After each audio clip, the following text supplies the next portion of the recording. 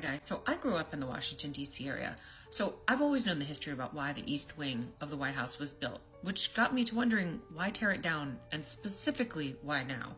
So if you want to hear my working theory slash this is genuinely turning into a Jason Bourne movie right before our very eyes, go get some coffee and come on back. So let me not bury the lead on this one, guys. This is not a normal White House facelift. This particular demolition is completely blacked out. So back in 1942, during the thick of World War II, right? FDR didn't just want more space for his staff. He built the East Wing as cover. And for nearly 100 years, what has sat below the East Wing of the White House is the PEOC, which is the Presidential Emergency Operations Command Center.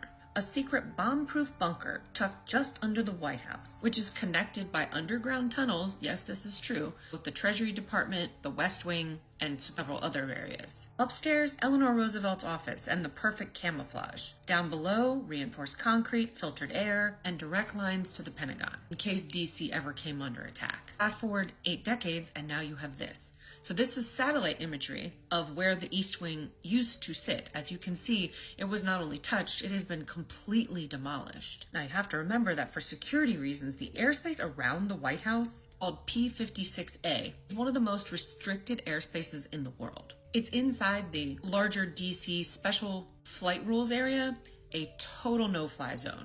No drones, no civilian choppers, nothing below 18,000 feet, unless it's federal or military. And the president, he has total control over every aircraft cleared to fly in that area. Then comes the gag order. On 20 October, they sent a notice to the Treasury Department, which is the building, if you'll look right here, that is sitting directly to the right of the East Wing, if you're looking at where the East Wing used to be. Basically overlooks the East Wing of the White House. So the Trump team sent a memo over to the staff at the Treasury Department saying do not share photos of the White House, East Wing demolition or construction activities at all. Not allowed to do it. No explanation, just silence. And if that's not enough to make the hair on the back of your neck stand up, worry about the fact that on 23 October, the Secret Service came in and closed down Ellipse Park, which you'll see right here is where basically you have journalists who kind of stage there and they take pictures of the comings and goings of what's going on at the White House. Not anymore they don't, because the Secret Service closed the park. Guys, what we have is no air access, no line of sight access, no press access, and you also have to remember that there are federal rules about how tall buildings can be in DC. So there's no rooftop in the city where you can kind of peek over and see what's going on in the White House. That's not going to happen there. So it is a total blackout, except for satellite imagery, which, as you can see, told us that East Wing of the White House is now completely gone.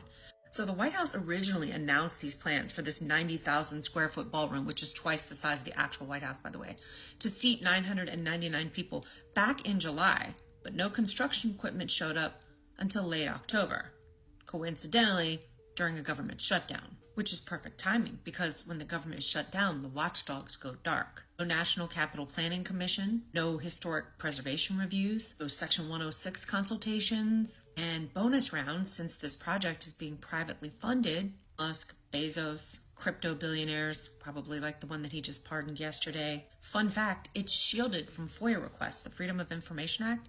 Because it's being built on federal grounds, we would have had the right to make a FOIA request, but can't do it because it's private donors. So whatever they tell us where the money's coming from, we just have to take them at their word. Now I want you guys to peel off the outside layer of the onion and remind yourself that that means that an undisclosed group of people is paying to build infrastructure that is going to sit below the White House indefinitely.